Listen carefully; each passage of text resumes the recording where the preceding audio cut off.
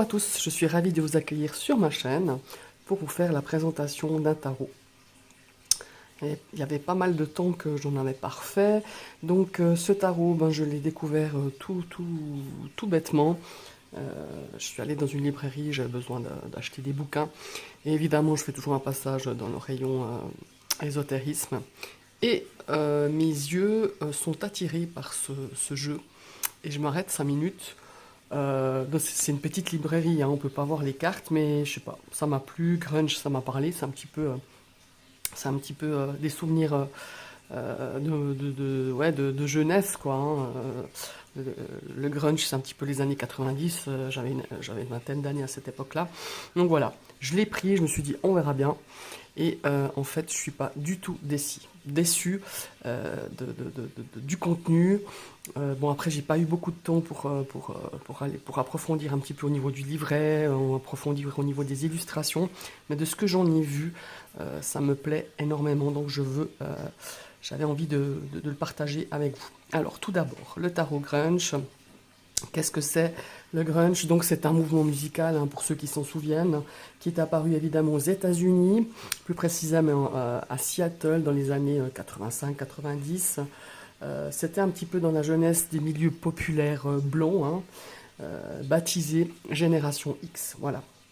Et ce mouvement grunge était caractérisé, pardon, par le son des guitares un peu sales, entre guillemets, hein, sales, et puis un mélange de l'énergie un petit peu de l'heavy metal, avec le désespoir de l'énergie du punk, quoi. Enfin voilà, c'était un mélange de toutes ces petites choses-là.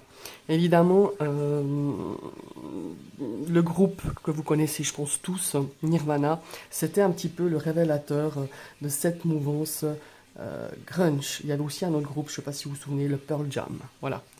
Juste pour vous donner un petit peu, pour vous situer un petit peu de quoi s'est inspirée la créatrice, qui est Francesca Matteoni, et l'illustration de Andrea Moresco. Apparemment, ça doit être des créateurs italiens que je ne connais pas d'ailleurs. Donc voilà, ça se présente comme ça. C'est donc une boîte en dur. Donc là, on a deux cartes au dos. Donc là, voilà, c'est aux éditions Imprévues, que je ne connais pas du tout d'ailleurs, mais très sympa. Alors, ça se tire comme ça, c'est pas mal, je trouve bien. Vous voyez, ça sort comme ça. Ici, on a le livret qu'on découvrira tout à l'heure.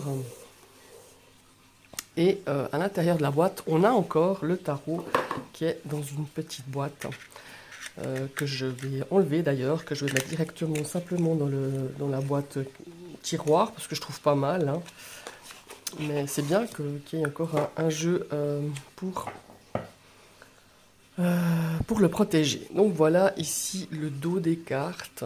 Je vais peut-être un petit peu zoomer pour que vous voyez mieux. Alors on va faire ça. Voilà. Ça a l'air pas mal. Et puis j'ai oublié de vous prendre... moi je prépare jamais de vidéo, hein, comme vous pouvez voir. J'oublie toujours un truc. Et là je voulais prendre un jeu pour pouvoir... regarder la grandeur du jeu, mais je dois en avoir un pas loin.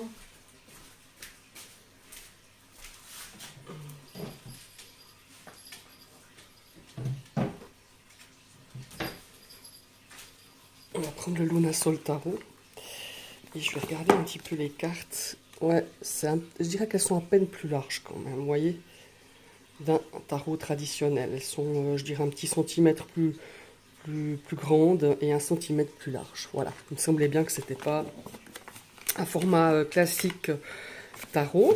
Donc voilà. La qualité, écoutez, c'est pas mal, hein. Bon, c'est plastifié, hein, comme vous pouvez le voir, hein. Mais moi j'ai bien aimé. Et puis voilà, le dos, ça représente très bien la nature des illustrations. Donc voilà, c'est super sympa. On va regarder juste un petit coup oui, le livret. Voilà, le tarot grunge, on a un sommaire.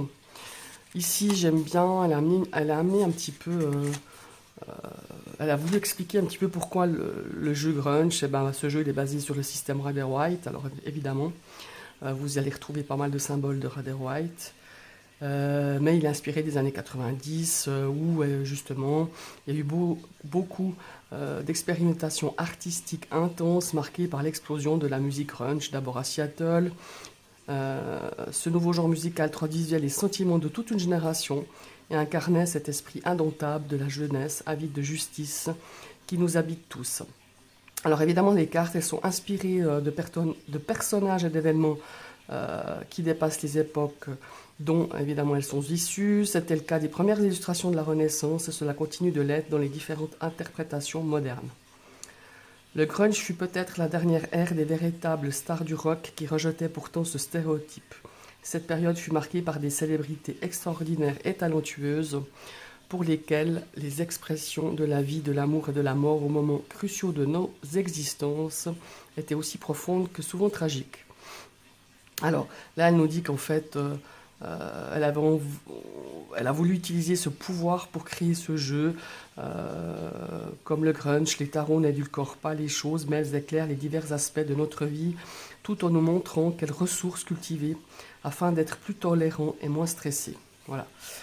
Donc vous verrez, elle explique aussi que ce jeu cherche à interpréter les thèmes des chansons par des images afin que chacun puisse s'y reconnaître. Voilà. Et puis elle dit aussi que si nous acceptons notre côté sombre, nous trouverons l'espoir. Voilà, il y a à peu près ça. Donc voilà,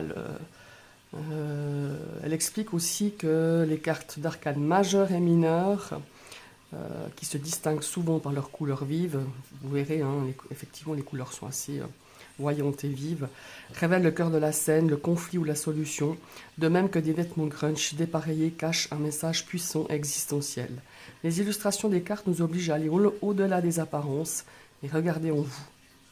Alors ici, elle dit qu'elle a voulu mettre une chanson associée à chacune des cartes des arcanes majeures et des cartes de cour, qui incarnent ou retravaillent le message original de la carte, vous offrant un nouveau point de vue.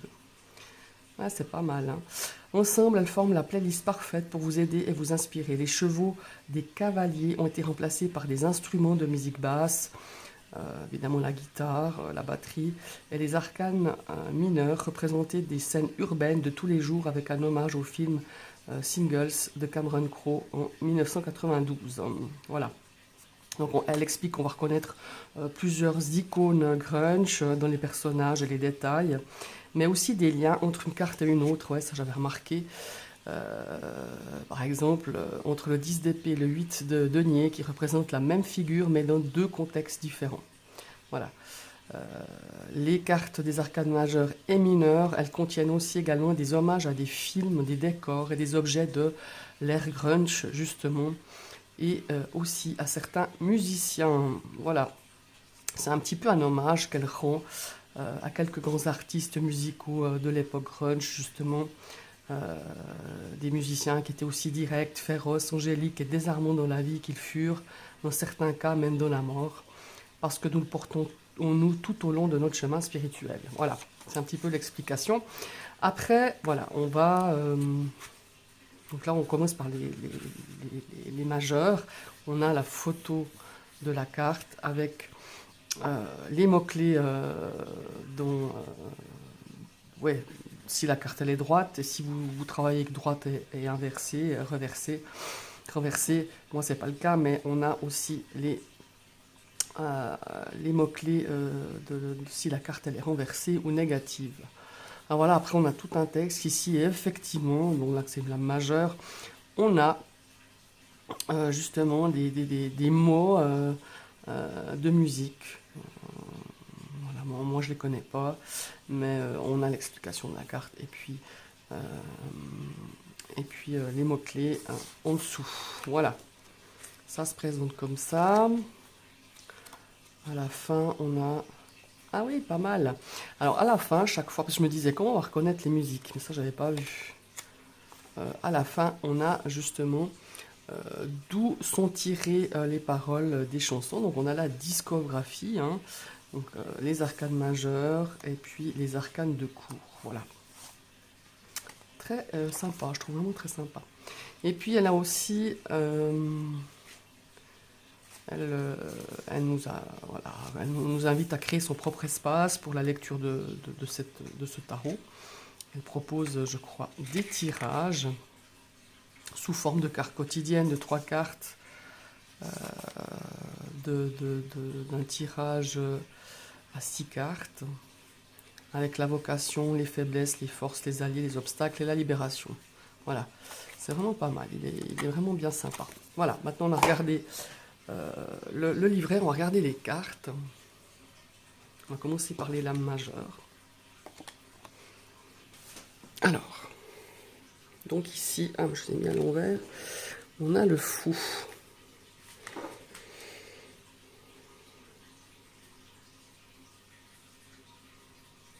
Donc vous voyez, les couleurs sont assez contrastantes, hein, comme cette époque-là. Le magicien.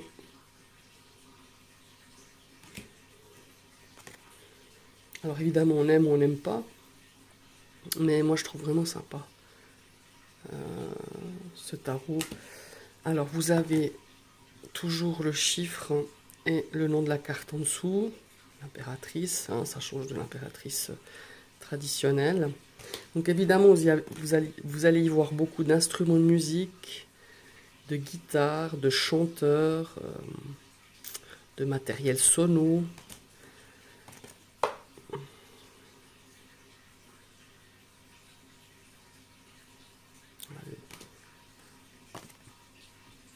Les amants, pour les amoureux.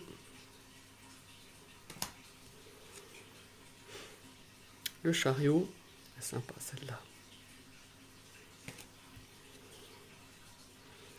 Bon, la force, hein, elle est assez explicite cette carte.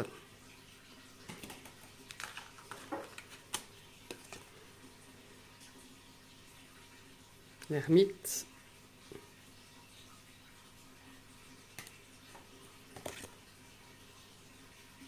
La roue de fortune.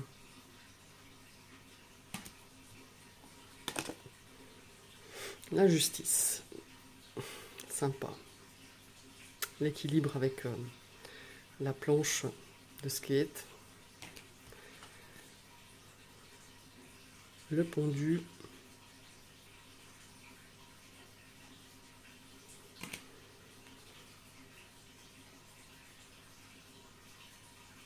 La mort. Ah, celle-là, elle est sympa. La tempérance. Avec un petit clin d'œil à Leonard Cohen.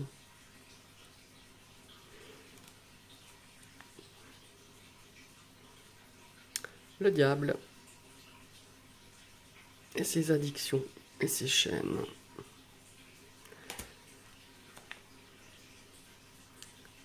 La tour.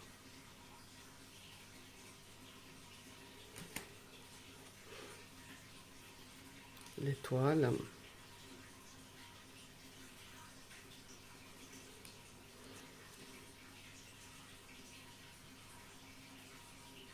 La lune. Le soleil.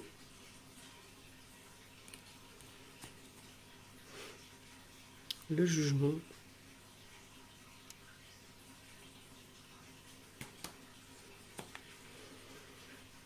Et le monde. Alors, on part avec les coupes. As de coupe.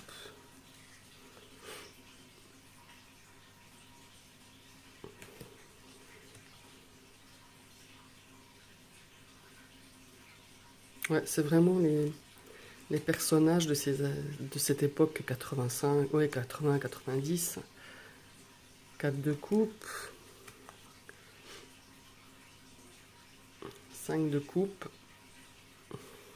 Donc vous voyez, ça suit vraiment le rider, hein, à quelque chose près. Alors des fois, on ne comprend pas tout de suite. Moi, il y a des cartes qu'il faut que je regarde de plus près pour voir ce que la créatrice a voulu nous dire. Mais généralement, ça suit le rider white. Vous voyez là, ouais, le 8 de coupe, hein, on quitte quelque chose, on s'éloigne, donc ça, c'est assez aussi 9 de coupe. Là, on retrouve le 10 de coupe, la famille avec les arcs-en-ciel. Valet de coupe.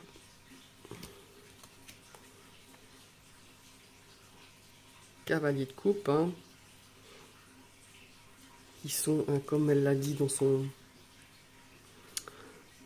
livret, qui sont représentés, ces cavaliers de coupe, par une guitare ou un instrument de musique. Roi de coupe. Et l'as de pentacle.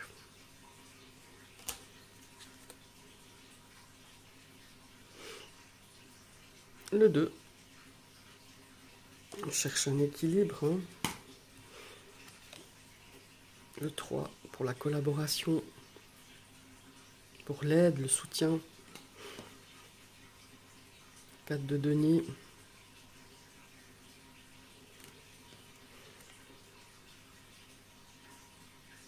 Cinq de denier.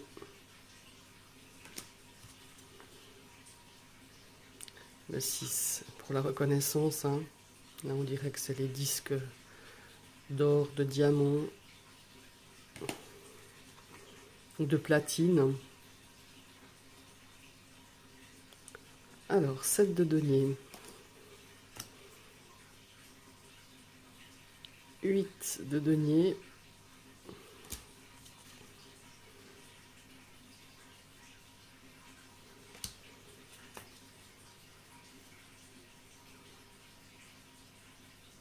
10 de denier.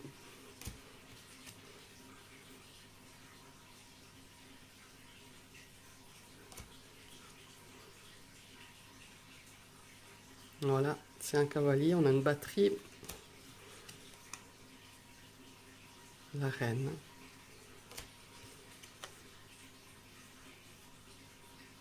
Le roi. Et nous arrivons à la série des épées. 2 d'épée, hein, là aussi traditionnel. 3 d'épée, là aussi on le reconnaît bien.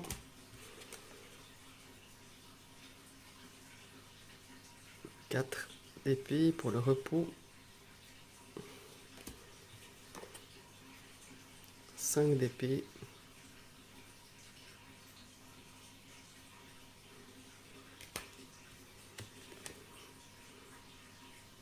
6 d'épée.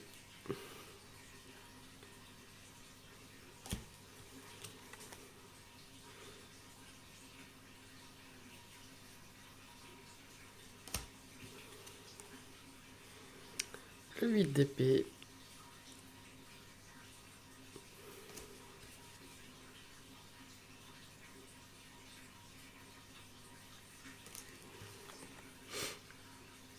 Le 10 d'épée.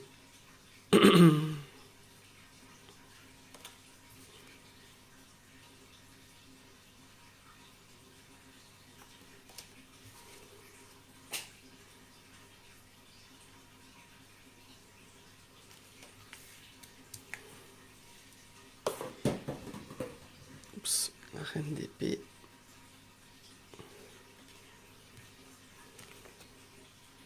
Le roi. Et maintenant, on va avec les bâtons, donc les baguettes.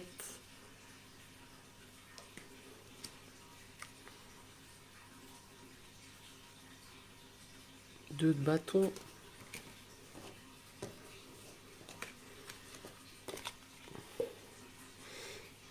3 de bâton.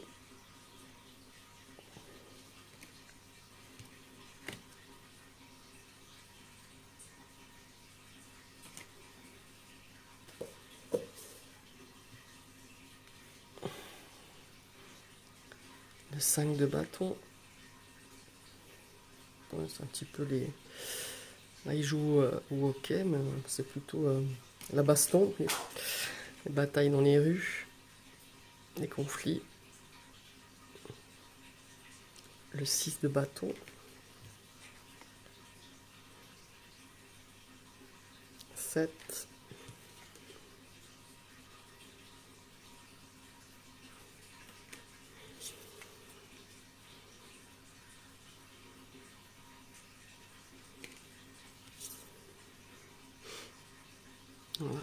Le 10 de bâton.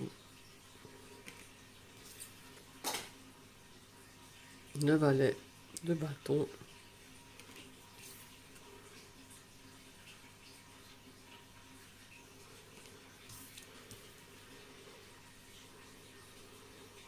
La reine et la dernière carte, le roi de bâton. Voilà messieurs, dames plutôt, je vous ai présenté ce tarot, j'espère qu'il vous aura plu, je vous souhaite une belle journée et à tout bientôt.